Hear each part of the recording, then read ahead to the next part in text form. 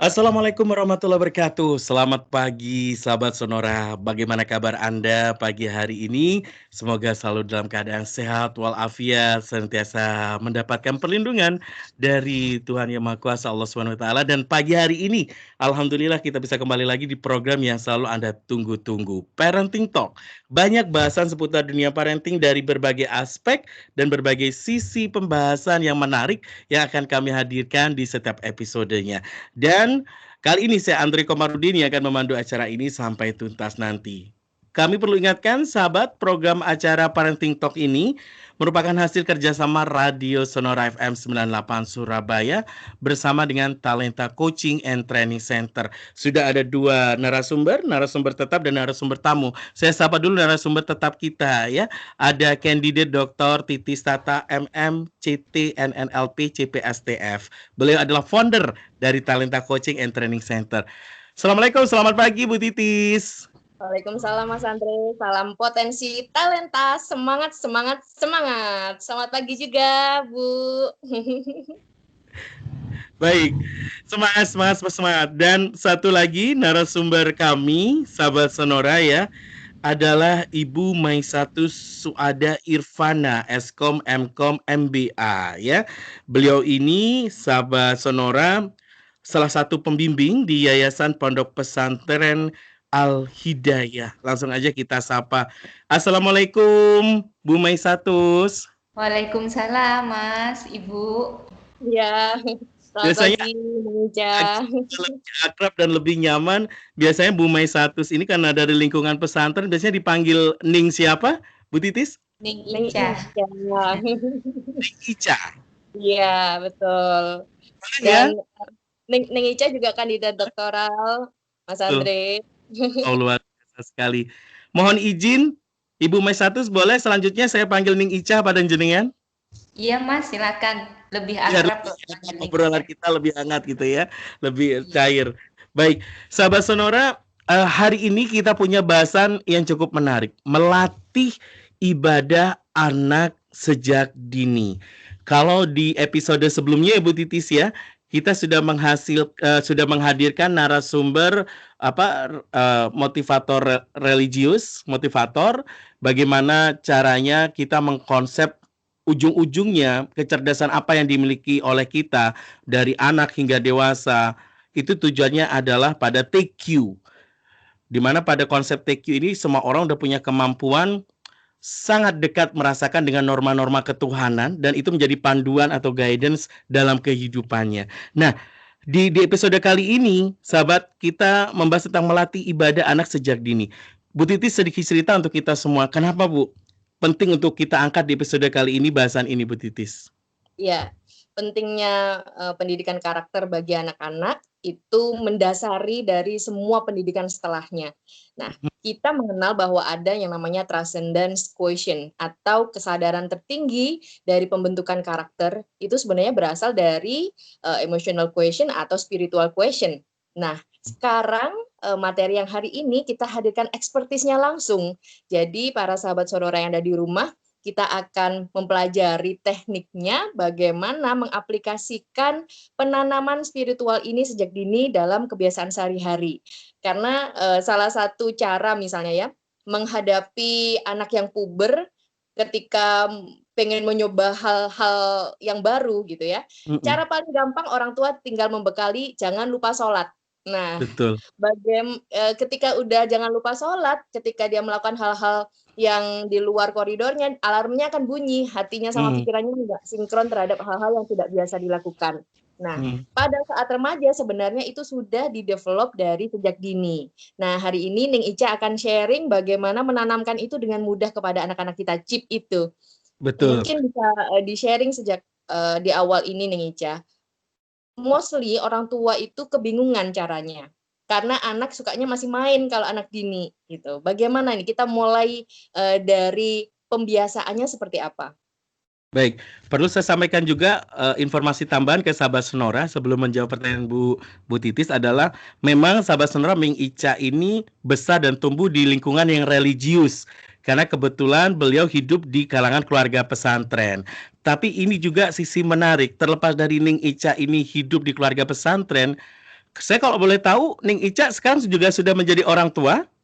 Juga sudah punya putra-putri? Ya, saya punya 3, Mas. Baik. Nah, ini ilmu ala Ning Ica yang pengen kita serap hari ini gitu ya. Baik, Ning Ica bisa dijawab tadi pertanyaan Bu Titis, monggo Ning Ica. Oke, jadi sebelumnya saya kenalkan dulu ya. Saya hidup di area pesantren, jadi gimana-gimana juga harus mengikuti kegiatannya di pesantren. Dan pesantren kami memang dari usia SD, Mas. Betul. Dari usia SD, dari kelas 1 SD sampai dengan kelas 3 SMP. Nah, dari situ otomatis anak-anak saya kan juga mengikuti kegiatan-kegiatan yang ada di pesantren itu.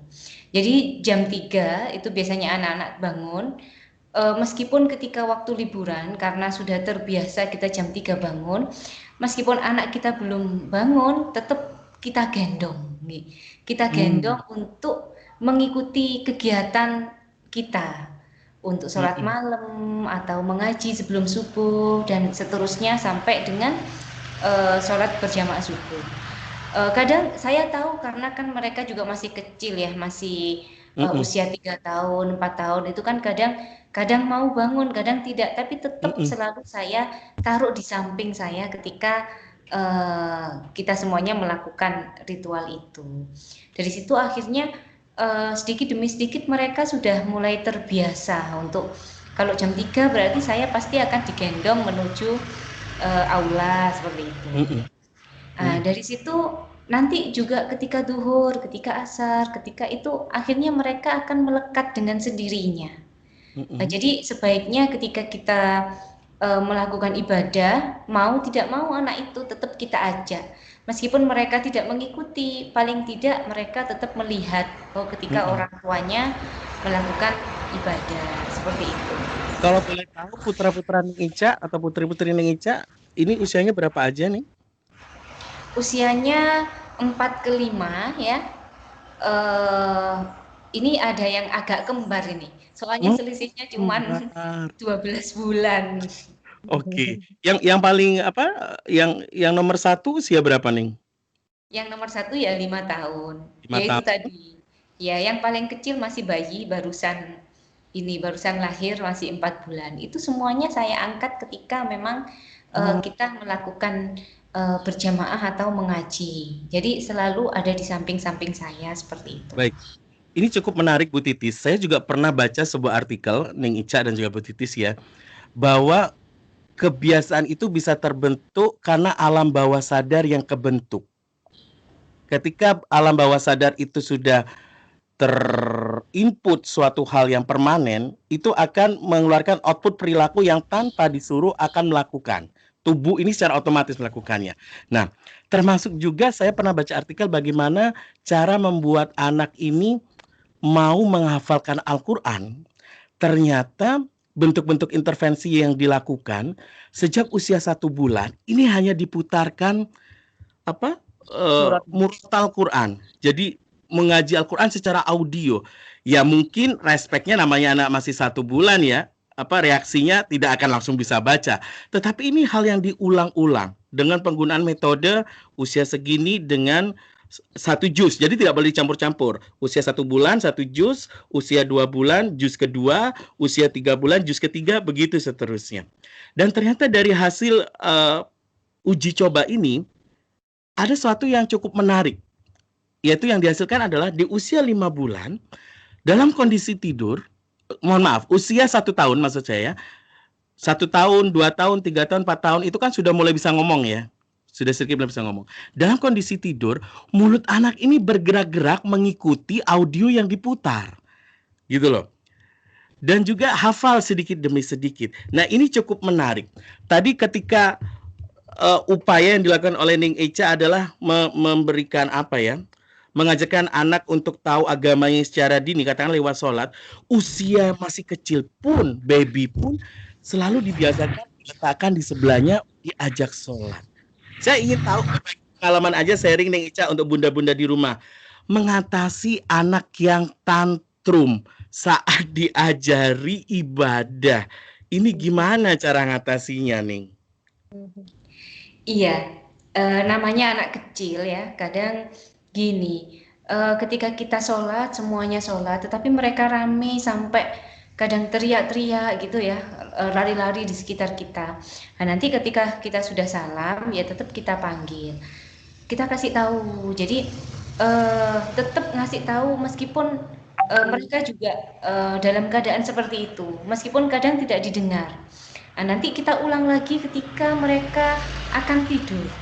Ayo tadi kakak sama adik lari-lari ketika semuanya lagi sholat. Seperti itu nggak boleh ya. Kita ngasih tahu itu akhirnya mereka juga akan mendengarkan. Seperti itu. Jadi seringkali saya seperti itu sampai dengan akhir-akhir ini mungkin sudah mulai beranjak dewasa ya, sudah mulai 5 tahun itu sudah mulai kalau sholat ya berarti dia sudah mengikuti. Kalau adiknya masih terus mengganggu-ganggu, itu akhirnya dia yang mengingatkan, "Nanti anu sama mama loh," gitu.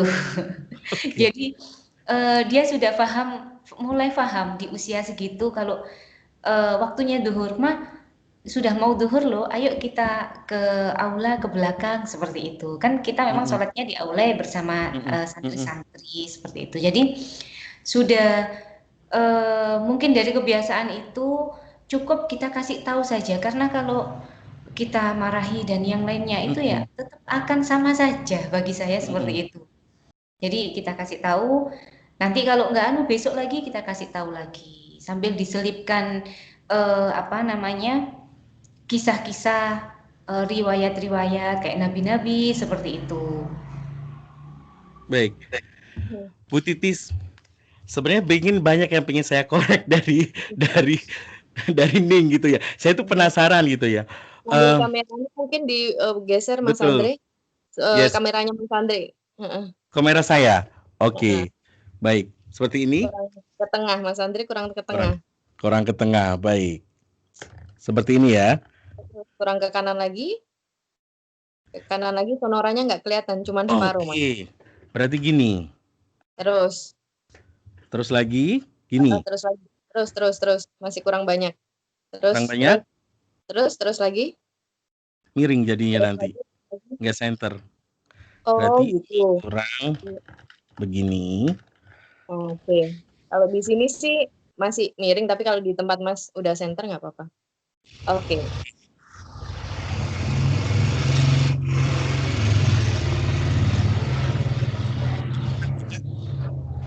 Audionya kurang kedengeran, Mas Andre?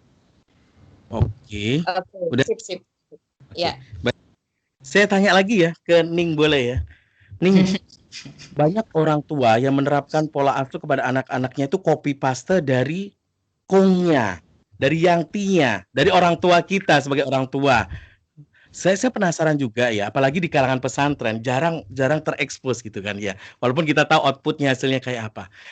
Kiai, orang tua jenengan mengasuh anak-anaknya di waktu usianya masih kecil, khususnya untuk masalah agama itu seperti apa nih? Bisa sharing sama kita nih? Iya, dulu sepertinya ya seperti saya mendidik mereka. Hmm. Jadi memang sudah dari kecil juga saya besar dari pesantren.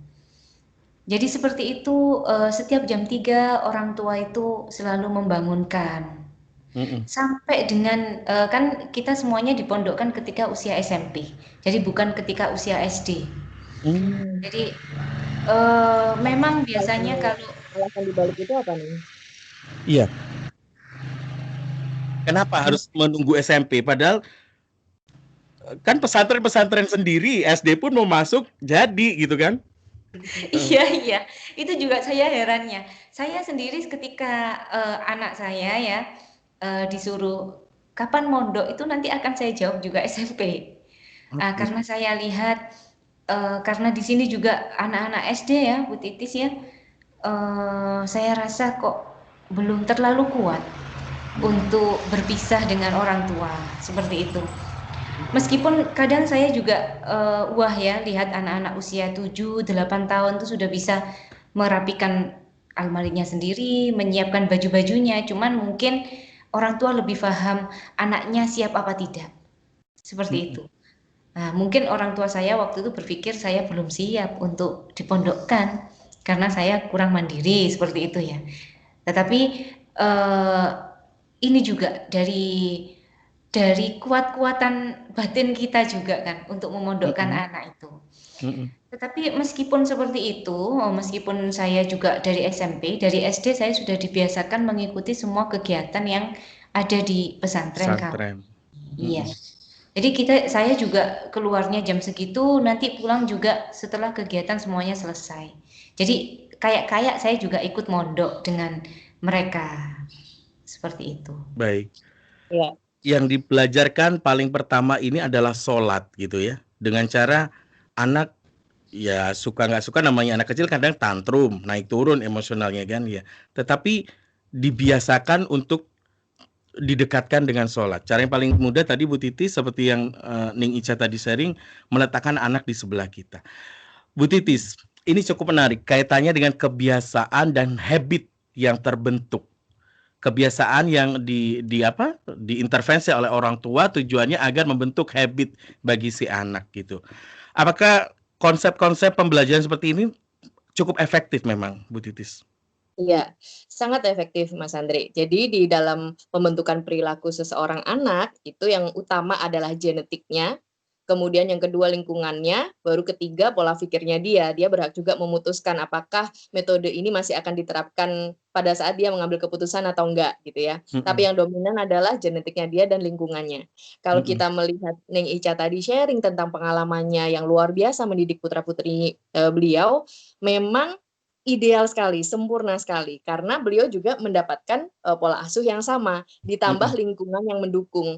Coba bayangkan aja ya, mungkin kita beberapa kali ada pesantren kilat dan lain sebagainya. Ketika masuk ke pintu gerbang pesantren itu udah beda energinya, gitu ya. Jadi mungkin kegiatan subuh bersama, pengajian bersama itu secara emosional itu pasti berangkat karena environment-nya begitu positif. Nah, mungkin yang kita ingin tanyakan kepada Neng Ica, untuk ibu-ibu modern yang mungkin masjidnya jauh dari rumah gitu ya, bagaimana menciptakan lingkungan yang membentuk anak-anak ini jadi menyukai ibadah itu sebagai sesuatu yang menyemangati. Kalau di rumah kan paling yang jadi role model ayah misalnya imamnya gitu ya, atau ibu, ya hanya dua itu gitu. Sementara kalau di pesantren bisa rame-rame gitu, kita ngelihat bareng-bareng, terus temennya suara banyak, jadi termotivasi juga ikut sholat gitu ya. murotal juga setiap saat dan lain-lain. Nah, bagaimanakah menciptakan suasana yang hampir sama tapi ada di rumah, di lingkungan terkecilnya? Silakan aja. Oke. Tadi kan saya juga sudah cerita ya kalau santri-santri kami juga usianya masih berkisar dari kelas 1 SD sampai dengan kelas 3 SMP ya. Mungkin itu juga pertimbangan orang tua kenapa anaknya juga dipondokkan di usia sekecil itu, karena mungkin lingkungan orang tua yang kurang mendukung atau di rumah yang seperti apa kita juga tidak tahu. Tetapi untuk tips ke Bapak Ibu yang memang lingkungan di rumah tangga biasa ya Bu Titis ya, maksudnya tidak di pesantren, pendidikan utama dan pertama itu kan memang di orang tua. Jadi saya rasa tidak sedikit orang tua yang sudah terbiasa untuk bangun sebelum subuh dengan melakukan sholat-sholat ritual memang sebelum subuh, mengaji dan yang lainnya, sampai dengan nanti sebelum berangkat kerja juga melakukan duha bersama, itu tetap anak harus berada di sampingnya ketika melakukan itu semuanya, seperti itu. Meskipun anak masih tidur, ya tetap ditidurkan di sebelahnya. Nanti pasti di sela-sela tidur itu ada kok sedikit-sedikit dia bangun dan melihat, itu pasti ada. Jadi meskipun mereka tidur, kadang mereka ngelirik aja atau bangun sebentar terus tidur lagi, tapi kan tetap melihat kita lagi ngapain, seperti itu. Terus kebiasaan lagi ketika sesudah kerja ya, mungkin anak juga sekolah full day, habis maghrib memang kita kalau seandainya liburan di pesantren, kita kan juga tidak ada santri dan tidak ada kegiatan bersama santri. Jadi biasanya kebiasaan mengaji sesudah maghrib itu memang kita wajibkan ya. Saya rasa banyak rumah tangga yang seperti itu. Jadi karena habis maghrib itu orang tua juga sudah pulang dari kerjaannya, anak-anak juga sudah pulang dari pendidikannya ya. Jadi di waktu-waktu itu kita bisa family time, tetapi dengan mengisi, mengaji atau mengkaji Al-Quran atau sekedar bercerita tentang sahabat-sahabat atau sejarah-sejarah masa lalu yang hubungannya ada dengan Islam. Seperti itu saja sih. Baik. Bu Titis, fenomena yang ada di masyarakat kita juga, Nik Ica ya. Kalau masalah urusan agama di luar lingkungan pesantren ya, rumah tangga pada umumnya gitu ya, diserahkan pada guru ngaji, gitu kan? Diserahkan kepada TPA atau TPQ di mana dia ngaji sore hari, gitu ya. Nah, sebenarnya tanggung jawab orang tua agar anak ini konsisten belajar agama di setiap level usianya ya. Perlukah kita di rumah ini juga mereview lagi apa yang diajarkan oleh guru-guru ngajinya ini? Maksud saya begini, bener nggak sih stigma yang berlaku, mindset yang berlaku, kalau udah ada yang handle, orang tua harus nggak usah lepas tangan, udah kan itu urus saya guru ngaji gitu loh. Tapi kalau ada permasalahan, kok anak saya kok nggak sesuai dengan harapan, balik lagi orang tua menjadi role model. Sejauh mana role model, contoh orang tua dalam mempelajari agama ini menjadi hal yang urgent untuk anak belajar agama? Mungkin ke Ning Ica boleh dulu ya, Bu Titis ya, monggo.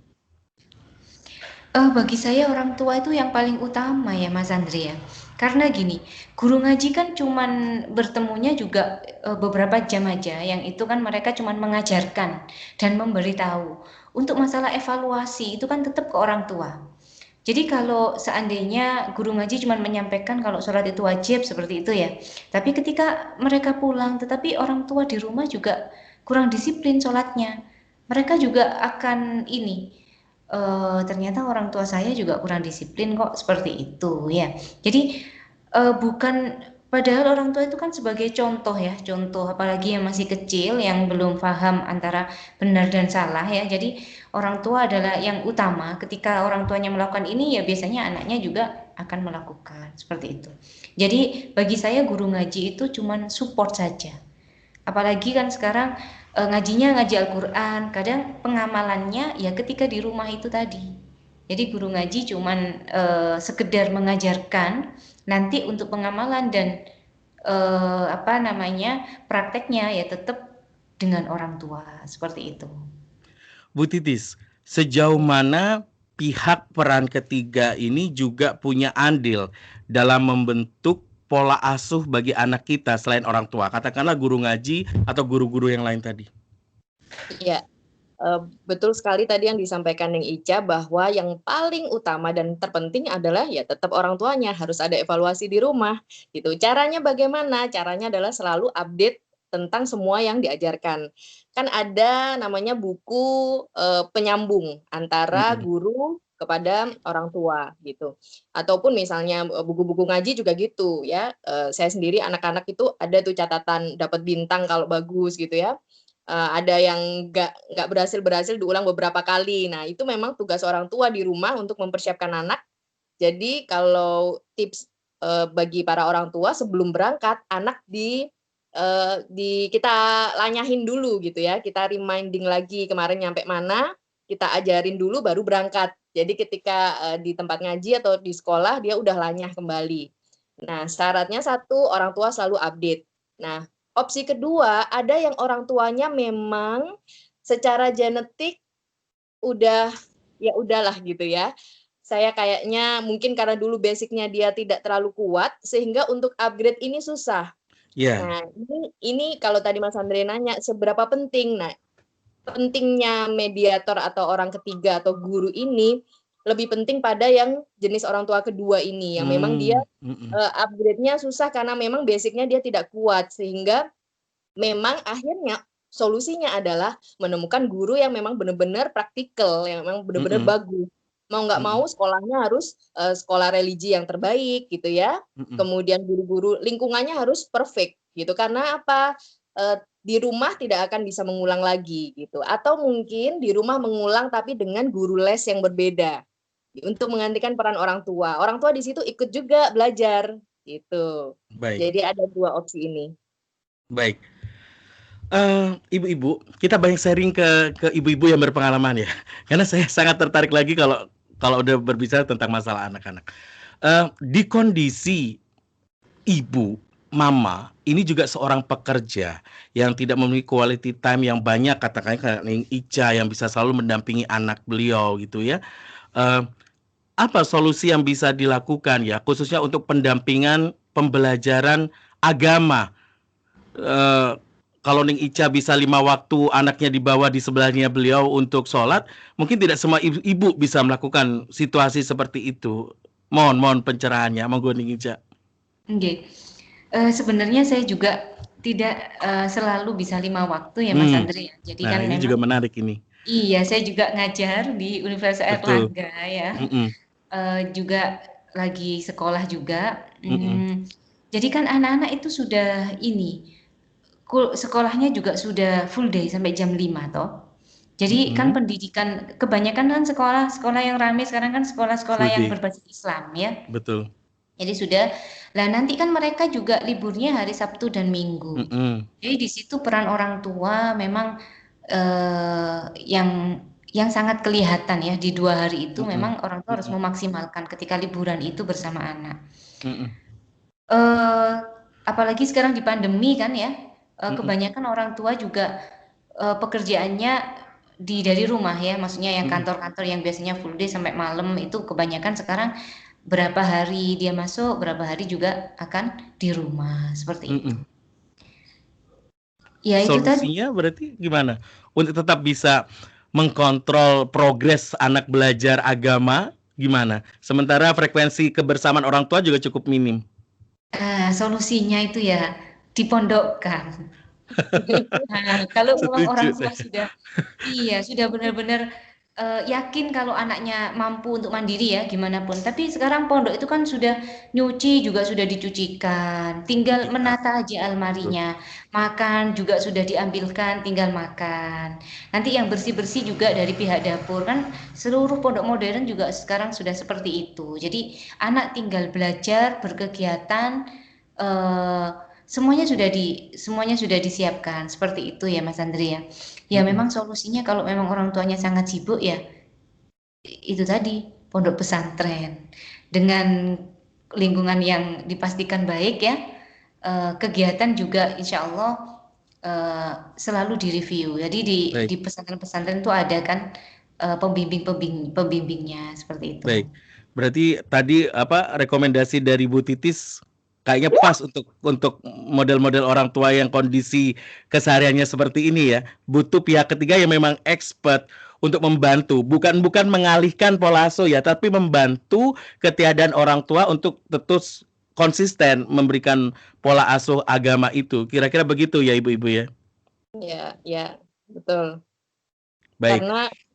Karena kadang kan orang tua juga ada ketidakpedean gitu kan dengan terbatasnya waktu itu sebenarnya. Dan Kalau keterbatasan kemampuan juga sih biasanya. Heeh. iya, ya itu, kalau semisal punya kemampuan tapi nggak punya waktu, nah itu tadi Heeh. kan bahasanya wanita karir. Kalau wanita karir kan fast learner biasanya ya, belajar apapun bisa, hanya saja karena waktu yang terbatas, ya bagi tugas anak-anak dapat experience yang berbeda di pondok atau misalnya di sekolah yang full day school gitu. Baik. Sahabat Sonora, kita masih membahas tentang melatih ibadah anak sejak dini dalam konteks apapun model keluarga Anda. Mau keluarga Anda dari kalangan apa yang sangat kuat ibadahnya, lingkungan agamis ataupun Anda yang ya keluarga pada umumnya lah. Karena kita tidak semua kita terlahir di lingkungan agamis, tapi ada juga yang sebenarnya kalau saya nilai dari pembicaraan ini adalah konsistensi ya, yang penting gitu ya. Konsistensi sehingga itu membuat pola asuh yang membiasakan. Nanti di segmen selanjutnya kita akan membahas tentang kalau tadi Ning Ica sudah membiasakan anak untuk ikut ibadah dan dengan taruh di sebelahnya dan mendengarkan saat beliau mengaji. Apalagi yang bisa diajarkan pada anak-anak usia dini untuk belajar agama, kita nanti akan kupas lagi di segmen selanjutnya. Jangan kemana-mana sahabat Sonora, tetap di program Parenting Talk hasil kerjasama Radio Sonora FM 98 Surabaya dan juga Talenta Coaching and Training Center. Kita akan kembali lagi setelah yang satu ini. 98,0 Radio Sonora Surabaya, sahabat keluarga, part of Kompas Gramedia Network ya. Masih bersama saya Andre Komarudin, kita masih di program acara Parenting Talk, hasil kerjasama Radio Sonora FM 98 Surabaya dengan Talenta Coaching and Training Center. Masih ada Ibu Titis Tata, founder dari Talenta Coaching and Training Center, dan juga ada narasumber tamu kita ya. Ada Ibu Maisatu Suada Irfana Eskom Mkom MBA, kita panggil Ning Ica, dan beliau adalah salah satu pembimbing di Yayasan Pondok Pesantren Al Hidayah Mojokerto ya, Ning Ica, betul ya? Iya, benar. Baik, kita lanjut. Mojokerto, Mojosari ya. Saya kadang cukup sulit membedakan antara Mojosari dengan Mojokerto. Sebenarnya Mojosari itu kecamatan, kabupatennya Mojokerto ya, betul ya? Iya, benar. Baik, kita lanjut. Ning Ica, kalau tadi terkait dengan cara mengajarkan sholat dan juga anak mulai belajar mendengarkan mengaji Al-Quran ketika ditampilkan. Kebiasaan apa lagi, Ning Ica, yang bisa diajarkan pada anak untuk melatih anak sejak dini ini belajar ibadah? Kalau di keluarga Ning Ica. Ya itu berdoa, tadi apa Mas? Berdoa ya Ning Ica ya. Berdoa bersama-sama ya, saya dengar ya. Iya, tetap berdoa. Jadi kalau kita selalu mengajarkan kalau anak itu pengen apa-apa ya, Mas Andre ya, Mama saya pengen ini, pengen itulah. Kamu harus berdoa dulu. Nanti kalau sudah berdoa, pasti Allah akan mendengar. Sering saya seperti itu. Jadi ketika dari situ akan terbentuk keimanan ya, keimanan ke mereka. Oh ternyata mereka itu tidak meminta ke orang tuanya, tetapi mereka meminta ke Tuhannya, seperti itu. Gini, jadi dari situ seringkali tidak lama kok Mas Andri, mereka itu akan mendapatkan itu meskipun kadang saya juga nggak langsung dari saya. Tuh ya, jadi meskipun kita juga sudah merencanakan, seandainya ini sudah merencanakan membelikan itu ya, itu nanti meskipun kita omongin itu kan kita kasih waktu ya tenggang. Tetapi seringkali terjadi ketika anak itu sudah bilang, Mama aku pengen ini, berarti kamu harus berdoa. Itu dapatnya juga dari orang lain juga kok. Lah itu seringkali saya rasakan ya Bu Titis ya. Jadi dari situ akhirnya nanti saya juga berharapnya anak sudah nggak bilang lagi itu ke orang tua kalau pengen apa-apa ya. Jadi langsung mereka berdoa sendiri seperti itu. Mungkin masih kecil jadi masih terus bilang. Tetapi saya sering melihat mereka ketika pengen terus berarti sholatnya harus rajin, berarti ngajinya harus ini gitu kan. Saya sering seperti itu. Itu dikasih challenge. Dapatnya, iya, dapatnya juga seringkali bukan dari kami sebagai orang tua. Kadang ini apa namanya, nanti ada yang sambang anak pondok, terus anak saya diselipin dikasih gitu ya. Ya itu dapatnya itu sesuai yang dia minta gitu. Mama aku dapat ini ya, berarti karena kamu tadi sudah berdoa, seringkali saya bilang seperti itu. Baik, Bu Titis, ini cukup menarik. Ya. Membiasakan anak dengan setiap keinginannya harus ada usaha. Kalau dikaitkan dengan konteks melatih ibadah, biasakanlah berdoa untuk bagian dari usaha mendapatkan sesuatu itu. Sedangkan dalam konsep parenting, perilaku atau bentuk pola asuh seperti ini itu tujuannya ke arah mana sih, Bu? Iya. Apa menilai kesabaran si anak dan juga dia akhirnya harus ada usaha juga atau gimana? Iya, sebelum kesabaran yang paling utama sebenarnya iman terhadap Tuhan, Mas Andre. Apapun agamanya ya, karena pendengar Sonora yang hari ini mendengarkan bisa saja agamanya apapun. Nah, cara untuk melatih ibadah anak sejak dini, kenapa ibadah apapun itu diajarkan pada saat dini? Tadi yang diceritakan pengalaman oleh Ning Ica bahwa ada nilai religiusitas ya terhadap sebuah doa. Ketika dapat experience atau pengalaman mendapatkan sesuatu bukan dari orang tuanya, karena dia berdoa, itu sebenarnya dengan sendiri membentuk imannya dia terhadap ibadah. Sehingga dia pada saat menjalankan ibadah apapun, iya kok aku sering kali terbukti yang Mama bilang atau Umi bilang bahwa ini yang aku dapatkan memang bukan dari orang tuaku, berarti ada berarti ada Tuhan yang memberikannya. Nah, inilah yang semakin memperkuat ibadah itu akan dia lakukan Mhm, terus-menerus, karena dia mhm. udah sering dapetin efeknya sendiri nih, Membuktikannya gitu. sendiri ya, betul. Betul. Betul. Tapi orang Justru tua juga harus konsisten ya. Jangan sampai ketika anak-anak tanya, "Umi, Mama, aku dapat ini." Ya kalau Neng Ica kan tadi kan konsistennya, iya karena itu kamu doa. Ada orang tua yang mungkin keceplosan jawab, "Ya kebetulan aja kamu dapat," gitu kan. Kan nggak oke juga untuk kebentuk mindset si anak gitu ya. Kira-kira begitu ya. iya, Oke. betul. Berarti Mm, yang pertama tadi pembiasaan terhadap mm, ritual ibadah, ya, misalnya kalau agama lain mungkin hari Minggu ya. dibawalah ke gereja gitu Mm, ya, ritual yang pertama. Kedua adalah hal-hal efek dari ibadah itu. Yang ketiga memang betul kata Mas Andre tadi, orang tua harus konsisten, orang tua dan seisi rumah gitu ya, ah, terhadap, satu, pembiasaan ibadah ini. Ya harus satu frekuensi. baik, saya kembali ke Ning Ica. Saya dapat bocoran ada kebiasaan Ning Ica ini ya saat berdoa agar anaknya itu juga sebagai bentuk pola asuh ibadah. Ning Ica ini terbiasa berdoa dengan sangat keras, mengeluarkan suara keras. Apa tujuannya sampai harus mengeluarkan suara keras dan impactnya apa terhadap anak-anak Ning Ica? Oh iya, heeh. Gini, itu maksudnya itu berdoa kalau mau makan gitu ya, Mas, Oh, ya? Mau heeh. tidur, itu saya berdoanya dengan keras agar mereka juga terus mengingat. Itu Hmm, kan terus, kegiatan sehari-hari yang memang, setiap kegiatan kan memang ada doanya masing-masing yang itu sudah hmm, diajarkan sama gurunya di sekolah ya. betul. Kayak, mau makan, doa mau makan itu, ya Allahumma Hmm, barik lana. Itu mau biasanya tidur, saya bangun biasa tidur.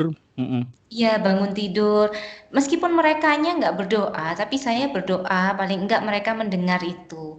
Nanti pun saya yakin semakin besar mereka juga, oh biasanya saya didengarkan di kuping saya itu berdoa seperti itu. Pasti pasti mereka juga akan terngiang-ngiang seperti itu ya. Apa ini Dan memudahkan hafalan seorang anak tujuannya Ning Ica? iya itu juga. Jadi akhirnya mereka akan hafal sendiri kok Mas Andri. Meskipun itu tadi kan tadi Mas Andre juga sudah bilang kalau umur 1 bulan didengarkan terus Mhm, nanti anak akan mendengar itu ya. Jadi seringkali ketika mau kegiatan, ayo Kak berdoa bersama, mau berangkat kemana itu masuk mobil kita berdoa bersama. mhm, Itu berdoanya dengan kerasnya karena kan mereka juga masih kecil ya. mhm. Terus nanti mau tidur, ayo berdoa dulu gitu. Kadang mereka kalau nggak mood juga mereka nggak mau bunyi, tapi tetap aja saya tetap bunyi keras seperti itu. Mau makan, ayo bunyi. Itu akhirnya membiasakan mereka ketika tidak ada kita, mereka pasti tetap akan berdoa karena sudah di luar kepala mereka untuk melakukan kegiatan yang sangat rutin. Seperti itu sih. Mhm. Eee, saya terngiang pertanyaan begitu aja ya di pikiran saya. Untuk anak usia dini ibu-ibu ya, lebih efektif mana kalau kita mengajarkan masalah agama sejak dini ini, mengajarkan konsep norma-norma ketuhanan terlebih dahulu, baik salah, dosa, dan benar, atau ritual ibadah dulu? Mana dulu yang harus diajarkan atau berjalan bersamanya? Dua-duanya. Monggo nih, Ica. Oh, Indonesia. Oke. Eh, anak itu kan masih belum ini ya Bu Titis ya, mungkin Bu Titis yang lebih expert ya untuk permasalahan apa namanya psikologi anak ya. Jadi bagi saya itu memang di awal itu adalah pembiasaan dulu. Mereka kan Hmm, juga belum kenal itu ya namanya iman. Mohon maaf ya Mas Andre ya. mhm, Jadi kalau diajak ngomong terlalu berat juga mereka juga tidak bisa. Mungkin sekarang-sekarang aja karena sudah 5 tahun, 4 tahun itu sudah mulai bisa diajak ngobrol untuk berdoa dan yang lainnya ya. Cuman kalau pembiasaan dari kecil, akhirnya mereka nanti keimanan itu mengikuti ya, bagi saya seperti itu. Nah, pelajarannya nanti ketika mereka sudah bisa mulai sekolah di mungkin di tataran playgroup ya, sudah mulai diajarkan, sudah mulai diceritakan seperti itu. Tetapi sebelum itu kan mereka sudah terbiasa untuk melakukan apa yang biasa dilatih sama orang tuanya. Seperti itu sih Mas Andre. Mungkin mhm. Bu Titis lebih bisa menjelaskan untuk tahapan-tahapan pendidikan eh, dari mulai usia bayi sampai dengan balita itu seperti apa? Khususnya untuk, melatih ibadah. Monggo Bu Titis. Iya. Ya, betul sekali, seperti yang Neng Ica sampaikan, memang kalau anak-anak itu kan mempola dari, lingkungan sekitarnya. Jadi diajarkan apa aja langsung masuk gitu, Terserap. terserap dengan baik, apapun yang ada di sekelilingnya. Makanya pembiasaan itu memang jadi hal yang paling utama, dicontohkan, teladan dari orang tuanya, itu yang paling efektif, Mas Andre. Dibiasakan. Kata kuncinya adalah dibiasakan, ya. Terlepas dari responnya anak suka nggak suka, dibiasakan aja udah gitu ya. Dimasukkan dalam schedule tetap gitu ya. Iya. Kalau Nah, tadi Mas Andri, sampaikan waktu bayi didengarkan murotal, mm, dia mulutnya bisa ngikutin gitu. mm, Ketika udah balita karena, fitrahnya ada sedikit, dia harus motoriknya jalan, mm, makanya lari lompat-lompat kemana mana. Tapi, pada saat di orang tuanya, "Ayo ini sekarang waktunya mengaji atau ibadah," dia pasti ikutin rules kita, asal kita, terus konsisten. baik. Ada lagi satu pertanyaan cukup menarik ibu-ibu ya. Bagaimana cara kita menjawab sesuai kemampuan pola pikir anak terkait dengan konsep keibadahan? Apapun rasa ingin tahunya anak gede kan. Cuma kadang-kala kita sebagai orang tua pengennya ya ego orang tua ya, mau mengajarkan anak segala hal tentang agama. Kalau bisa semakin kamu muda usianya semakin hatam Al-Quran makin bagus, makin membuat orang tua bangga gitu kan ya. Tapi di sisi lain seperti ada daya paksa yang membuat anak nggak enjoy melakukannya. Saya ingin belajar dari Ning Ica nih. Bagaimana Ning Ica bisa mencari sela anak senang mempelajari apa yang Ning Ica ajarkan ke anak. Dan dikala saat anak nggak suka, apa yang dilakukan oleh Ning Ica agar anak tetap bisa menerima situasi itu gitu loh. Ya, misalnya case-nya adalah anak pengen tahu, Tuhan itu apa sih? Ah, Ya, Allah itu di mana? ah. Bagaimana menjelaskan di usia-usia golden age? Iya. Jadi gini ya, Mas. Kita itu kan juga tidak hanya berpikir ibadah, terus mereka tidak paham ya. Kalau cuman mungkin dari kecil mereka sudah dibiasakan gitu ya Bu Titis ya. Tapi mereka tidak paham, buat apa sih saya ibadah ini? Buat apa sih? Nah, kalau mereka juga tidak tertarik itu, nanti sampai besar mereka juga meskipun sudah kebiasaan kalau tidak tahu manfaatnya juga kurang baik ya. Jadi seringkali ketika ada pertanyaan siapa sih Allah itu, siapa yang menciptakan itu, memang seringan mungkin ya kita membahasakan kalau memang ini Allah itu yang menciptakan kamu. Tetap saya bilangin seperti itu. Bentuknya gimana, Ma? Nah, kalau masalah bentuk, kita aja menciptakan seandainya orang manusia menciptakan komputer ya, Mas Andre ya. Kan komputer juga tidak bisa membayangkan bagaimana sih yang menciptakan itu kan sangat jauh ya antara komputer dengan penciptanya seperti itu. Nah, buktinya kalau kamu punya Tuhan itu ya itu tadi dari berdoa itu tadi. Nah, berdoa terus ternyata ada hasil dari doa itu yang akan semakin saya itu punya Tuhan loh seperti itu. Jadi terlepas dari anak usia 5 tahun, kita sudah mulai kelas 3 SD itu kita di pondok itu sudah ada pelajarannya namanya Aqidatul Awam ya kitabnya ya. Itu penerapan apa namanya ketuhanan yang awal, maksudnya bagaimana kita mensifati Tuhan kita seperti itu. Jadi seringan mungkin kita menjelaskan ke anak dan apa fungsinya dari wudhu, apa fungsinya dari sholat, apa fungsinya dari berdoa, itu nanti akhirnya mereka akan tahu apa manfaat-manfaatnya. Kalau cuman kita terus mengajarkan ngaji, terus nggak tahu manfaatnya kan juga akhirnya mereka kurang tertarik seperti itu. Intinya apa yang diajarkan kepada anak ini harus dikasih gambaran juga ke anak apa yang bakalan kamu nikmati, yang bakalan kamu dapatkan kalau kamu mempelajari ini, sehingga anak bisa sama dengan topik bahasan kita sebelumnya ya Bu Titis ya. Anak itu kadangkala tidak respon akan suatu hal karena dia nggak tahu efek sampingnya itu apa, dampaknya itu apa dengan pola asuh itu gitu loh. Baik, saya juga ingin tahu ini relate dengan usia anak ya, karena kebetulan contoh role model kita dari pembicara kali ini anak-anaknya masih usia golden age semua ya gitu ya. Cerita ini memang menjadi mediasi yang paling disukai anak untuk memasukkan norma-norma pola asuh, khususnya kaitannya dengan masalah ibadah keagamaan gitu. Bisa sharing sama kita, Neng Ica, ada kebiasaan itu juga di keluarga Neng Ica, sering menceritakan kisah-kisah teladan para rasul, para nabi kepada anak secara langsung. Iya, jadi kita memang setiap sebelum tidur itu seringkali memang saya mempunyai buku-buku banyak gitu ya, yang biasanya dari Mizan itu ya, Bu Titis ya, ada kartun-kartunnya juga, itu selalu saya buka untuk menemani mereka sebelum tidur. Jadi kisah-kisah yang ringan-ringan, kayak Nabi Muhammad itu mempunyai sifat pemberani, seperti itu. Jadi itu aja satu malam, besok lagi minggu depan itu saya ulangin lagi. Seperti jadi satu buku bisa jadi berkali-kali cerita seperti itu. Memang kan sekarang lagi booming ya penjualan buku-buku Islami itu ya. Mungkin itu juga bisa apa namanya dibuat acuan para orang tua ya. Dari situ jadi orang tua bisa lebih gampang untuk menyampaikan apa Pesan-pesannya. cerita-ceritanya gitu. Baik. Mungkin saya menambahkan menambahkan pada saat storytelling ini dari orang tua, kemudian setelah beberapa kali, kemudian anak diminta untuk menceritakan kembali, Mas Andre. Nah, Tahu seberapa ini paham dia ya. nanti kita akan bisa melihat anak kita ini seperti apa dari sudut pandang cara dia menceritakannya.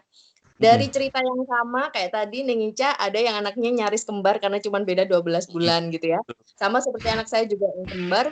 Nah, itu ketika mereka menceritakan kembali, bisa beda loh ceritanya, Mas Andre. Gitu. Jadi yang satu dari sudut pandang dia karena dia lebih motoriknya lebih kuat gitu ya. Dia cerita bagian-bagian yang interaktif aja gitu ya. Sementara anak-anak yang dia lebih feeling gitu ya, dia lebih dramanya aja yang diambil gitu ya. Esensi dari cerita itu. Jadi kayak tadi keberanian, kebajikan, itu yang dia ceritakan. Yang tentang perjalanan-perjalanannya dia lupa. Nah, dari situ sebenarnya kita bisa mengenali kita gitu. Oh alah, ternyata anakku yang ini. Nah, nanti itu bisa kita jadikan untuk metode memilih buku berikutnya. Jadi anak kita yang memang interest terhadap hal-hal yang sifatnya dramatik, kita berikan cerita-cerita yang memang angle-nya itu. Nah, anak kita yang sukanya memang explore outdoor gitu ya, kita berikan buku-buku yang memang sesuai. Jadi bisa tiap anak bukunya beda-beda, tergantung minatnya. Sehingga anak lebih senang dengan cerita itu masing-masing. Bagi kita generasi era tahun 90-an, era tahun 80-an. Pasti kita semua ingat ketika orang tua ini pola asuhnya bercerita kepada kita sebelum kita tidur untuk memberikan norma-norma keagamaan, norma-norma kebaikan dalam sebuah pesan cerita. Tapi kalau kita coba mengaca di kondisi keluarga modern sekarang, jarang orang tua yang juga punya kemampuan storytelling yang baik gitu loh. Jarang orang tua yang punya kemampuan storytelling yang baik gitu. Terus sekarang itu visual kayaknya lebih disukai anak daripada bercerita gitu loh. YouTube lah katakanlah bahasa sederhananya sekarang. Anak-anak lebih gampang mengakses ke sana. Nah, tantangan-tantangan seperti ini gimana ya bunda-bunda ya? Beda zaman tetapi masih relate, benang merahnya adalah kita mau ngasih pembelajaran normatif, pesan-pesan yang bagus tentang konsep-konsep keagamaan, konsep-konsep ibadah dalam cerita itu. Mungkin dari Ning Ica bisa menanggapi fenomena ini, Ning Ica.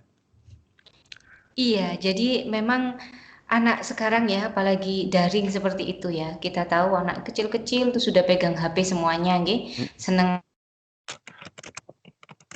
Udah buka YouTube, udah belajar gitu ya. Iya, jadi sudah sangat biasa. Dari YouTube itu seringkali sekarang kan sudah ada produk-produk mainan yang kayak Hafid kecil itu ya. Betul. Jadi gitu kan? Iya, itu kan sudah.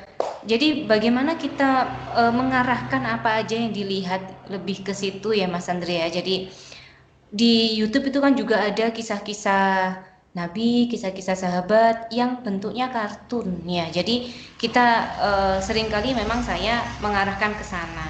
Dan sekarang juga sudah banyak mainan-mainan interaktif yang ke arah sana juga. Tadi saya sudah cerita ya, ada Hafid kecil dan yang lain-lainnya itu juga ada paket kayak televisi kecil itu yang berisikan konten-konten Betul, Islami seperti betul. itu ya. Jadi sebenarnya nggak masalah ya. It's okay aja, sesuaikan aja dengan zaman, cuma tetap kontrol kontennya ada di orang tua ya. Iya, kan kita juga bisa membatasi dari apa yang dilihat anak. Jadi kan ada keamanan-keamanan jaringan yang memang harus kita pasang ya untuk diakses di rumah kita, itu apa saja yang harus kita tutup dan apa saja yang harus kita buka untuk anak, seperti itu. Jadi ketika anak sudah mulai membuka konten-konten yang ini kan mereka tidak bisa, jadi kita bisa membatasi itu. Baik, kita ke topik bahasan selanjutnya karena waktu juga semakin terbatas. Ini terkait dengan konsep reward yang diberikan pada anak kalau anak bisa menyelesaikan tugas yang kita berikan kaitannya dengan ibadah. Ini bisa sedikit cerita konsep reward seperti apa yang diterapkan di keluarganya Ning Ica untuk putra-putri Ning Ica? Konsep rewardnya biasanya berupa mainan ya Bu Titis ya. Anak kecil itu kan seneng sekali ya sama mainan. Jadi kalau nanti itu biasanya lebih pada jumlah hafalan sama pelajaran di sekolahnya ya. Jadi kalau seandainya kalau kakak besok mau belajar terus nanti kakak dapat nilai ini, biasanya kan bintang gitu ya, kalau gurunya ngasih bintang 5 atau bintang 4 gitu ya di bukunya itu, berarti nanti mama mau ngasih ini, seperti itulah. Biasanya itu memang sudah ditunggu-tunggu karena jadi tidak terus kita kasih reward juga tidak. Kalau terus-terusan anak dikasih reward, akhirnya memang melakukan apa-apa itu kan based on reward seperti itu. Betul. Nah, jadi sesekali seperti itu saja sih Mas Andre. Tadi juga selain saya bilang ke reward kan, saya memang based on kamu harus doa dulu baru nanti dapat ini gitu, seperti itu. Bu Titis, ini cukup menarik. Konsep reward untuk memotivasi anak melakukan suatu hal, tetapi dibalancing dengan kepasrahan, doa kepada siapa sebenarnya esensi yang memberikan reward itu sebagai rezeki untuk kamu dalam konsep ibadah begitu, Tuhan. Nah, ini perpaduan yang cukup unik. Kalau menurut dari sisi parenting emang harus begitukah konsepnya? Iya. Sebenarnya rewards ini adalah cara yang paling cepat untuk mengemulsi anak untuk melakukan sesuatu gitu. Kan tadi konteksnya adalah orang tua misalnya nggak ada banyak waktu gitu ya. Misalnya kadang ada orang tua yang begini, dia tidak, misalnya keterbatasan dana gitu ya. Kemudian ya hidupnya sederhana. Bagaimana memberikan rewards kepada anak? Nah, opsinya adalah dengan perkataan yang baik gitu. Motivasi yang terbaik sebenarnya dari orang tua gitu. Jadi rewards ini beberapa macam. Yang paling menarik memang mainan. Nah, mainan ini kalau mau lebih efektif lagi adalah mainan yang edukatif. Jadi sebenarnya kita memberikan hadiah tapi sebenarnya ngasih PR ke anak kita. Nah, tanpa tahu gitu ya Ning ya. Mungkin Ning Ica juga sering memberikan mainan tapi di situ ada PR-nya, bikin puzzle gitu ya. Yang namanya mainan anak-anak pasti edukatif. Tapi yang mainan yang sudah ada di rumah harus kita tingkatkan levelnya. Kalau dia di usia segini, kita para orang tua harus tahu nih, anak kita udah nggak waktunya main mainan yang sebelumnya, harus udah naik level gitu, sehingga dia akan terus belajar, terus berkembang. Yang kedua, rewards-nya berupa dengan kata-kata, kemudian bahasa kasih lah, ada dengan perkataan, belayan, kemudian komunikasi, pelayanan. Nah, itu bisa dipilih salah satu sesuai bahasa kasih dari anak-anak kita. Baik, tidak terasa waktu dari penghujung. Ada satu pertanyaan yang nanti langsung diarahkan ke konklusi oleh Ning Ica ya, dari apa yang kita obrolkan ini. Ning Ica, sebenarnya melatih anak beribadah sejak dini itu perlu diterapkan target enggak? Agar kita mengetahui progres anak ini belajar udah sejauh mana. Kemudian dirangkai lagi menjadi kesimpulan poin penting mengajarkan anak ibadah sejak dini itu apa? agar pendengar kita bisa mendapatkan pemahaman yang utuh. Monggo silakan Ning Ica. Iya. Jadi memang progres itu wajib ya dalam setiap fase ya. Setiap fase usia itu kan memang wajib ada progres. Yang awalnya mereka hanya melihat, nanti juga harus mereka juga berlatih untuk mengikuti, dan akhirnya mereka bisa mandiri untuk selalu beribadah itu tanpa harus ditemani, seperti itu. Tetapi kita juga harus memberi pemahaman yang sangat dalam ya untuk manfaat dari ibadah itu sendiri. Jadi enggak yang kita mengajarin terus mereka juga tidak paham apa yang mereka lakukan itu untuk apa. Itu. Jadi kita harus ngasih tahu itu. Terus selain itu juga tadi saya juga sudah bilang pentingnya doa ya. Jadi kalau ada apa-apa mereka juga diajarkan untuk tidak meminta kepada orang tuanya. Mereka juga langsung bisa meminta kepada Tuhannya. Ini berlaku untuk semua agama ya, Mas Andri sama Bu Titis ya. Dari situ secara tidak langsung itu akan mengasah keimanan mereka dari dini sampai nanti ketika mereka dewasa. Pesan saya untuk semua orang tua yang mungkin khususnya Muslim ya, saya yakin juga di agama lain juga ada pola-pola pendidikan yang full day seperti di agama kami ya. Jadi selain full day, di kita kan juga ada pesantren-pesantren yang sudah besar dan maju, yang itu sekarang bukan lagi tanda petik ya. Jadi dulu mungkin pesantren, kalau anak di pesantren itu berarti pesantren itu kotor atau nanti tidak terawat anaknya. Lah itu sekarang sudah jauh dari seperti itu. Jadi saya rasa memang pesantren itu adalah pendidikan aman ya, apalagi di usia-usia yang sudah mulai beranjak sedikit dewasa. Mungkin masih kelas 1, 2, 3 itu masih anak-anak, tapi nanti sudah kelas 4 ya. Kelas 5 itu kan sudah fase-fase yang bagi saya itu mulai orang tua harus semakin erat ya pendidikannya. Jangan sampai nanti anak itu kena pergaulan seperti itu. Jadi orang tua jangan khawatir kalau memang merasa tidak ada waktu, ya segera diantarkan ke pesantren yang sesuai dengan kebutuhan dari orang tua, seperti itu. Orang tua dan anak maksud saya. Baik. Ya, itu saja sih Mas Andri. Yang terakhir, ini Ning Ica, kita selalu kasih tantangan setiap ada narasumber yang hadir di program Parenting Talk. Prinsip hidup seorang Ning Ica apa?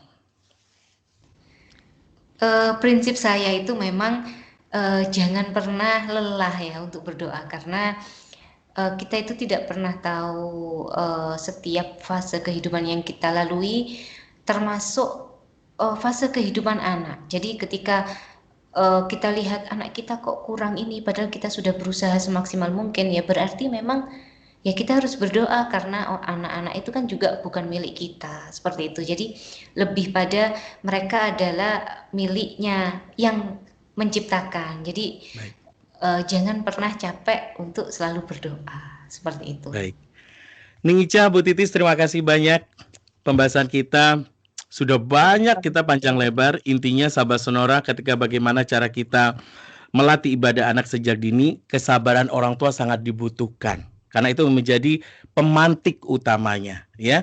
Apalagi anak masih di usia di bawah 5 tahun, harus ekstra sabar. Nggak boleh Anda terburu-buru, ikuti saja pola mereka. Jangan sampai apa yang Anda ajarkan menjadi beban dan mereka bosan, gitu kan. Tetaplah di konsep sesuai dengan konsep umur mereka. Matur suwun, Ning Ica, terima kasih Bu Titis. Pencerahan yang luar biasa untuk kita para orang tua, bahwa banyak cara, orang tua harus kreatif bagaimana cara melatih anak ibadah, ya. Baik sahabat Sonora, sampai di sini kebersamaan kita di program acara Parenting Talk. Kita akan bertemu lagi di episode selanjutnya. Saya Andri Komarudin pamit. Selamat kembali beraktivitas. Assalamualaikum warahmatullahi wabarakatuh. Waalaikumsalam. Ning Ica, Bu Titis. Oke, Mas Andri. Assalamualaikum. Ning